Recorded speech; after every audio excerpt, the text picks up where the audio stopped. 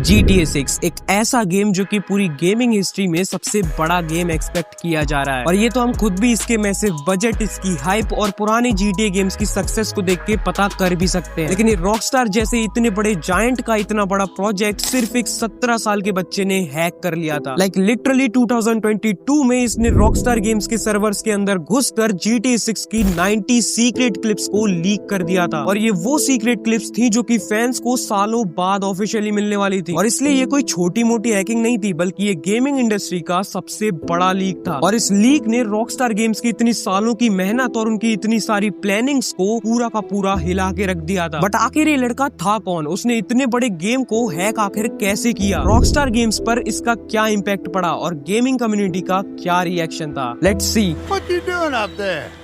I'm just fixing some leaks.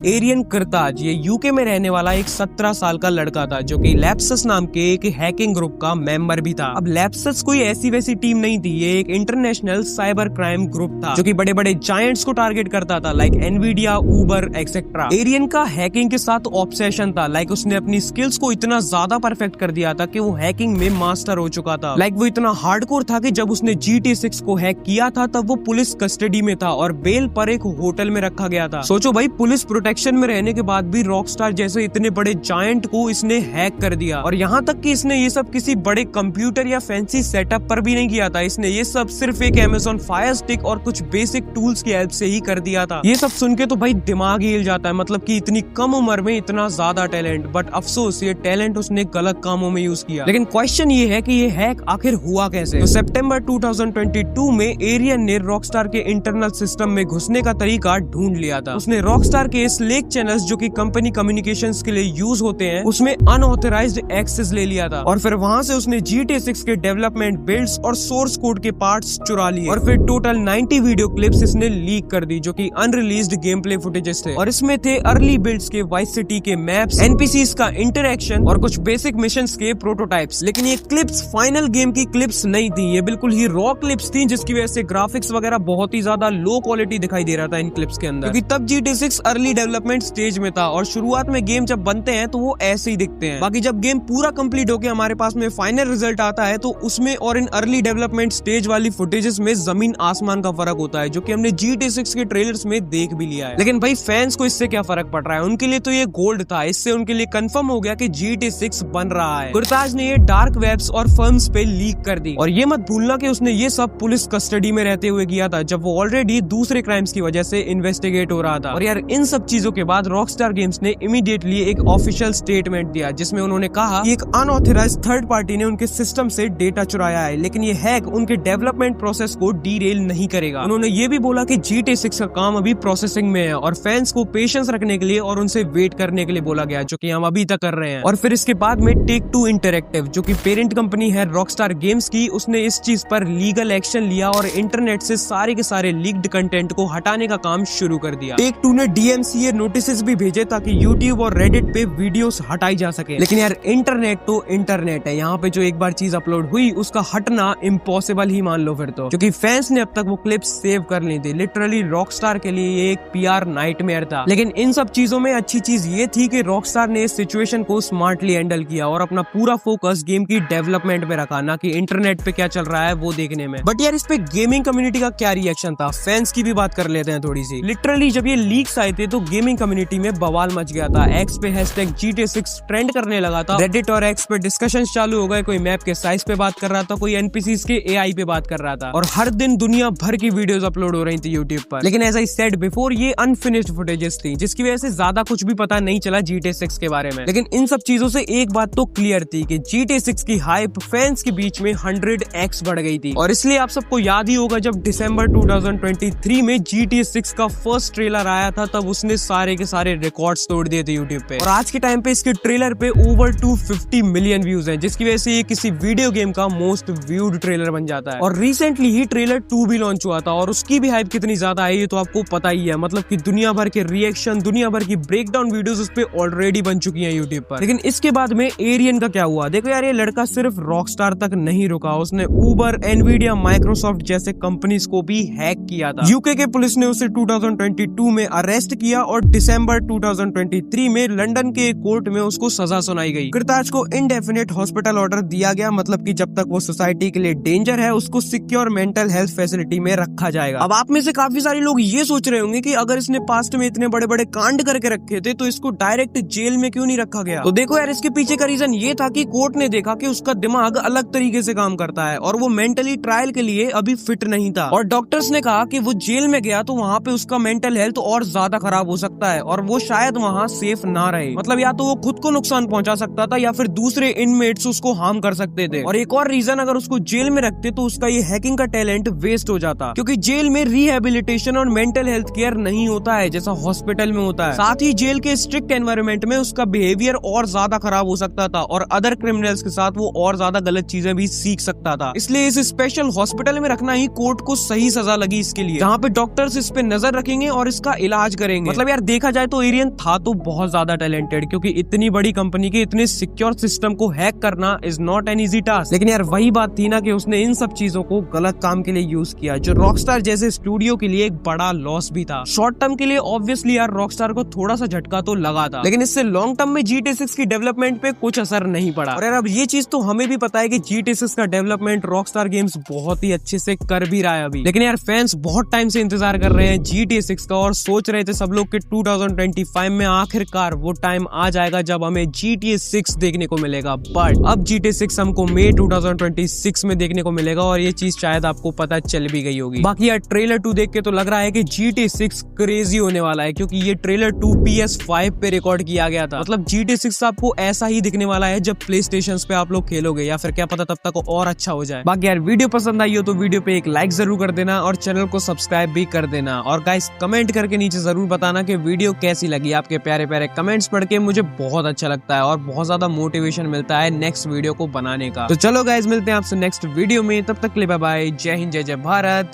Vande Mataram.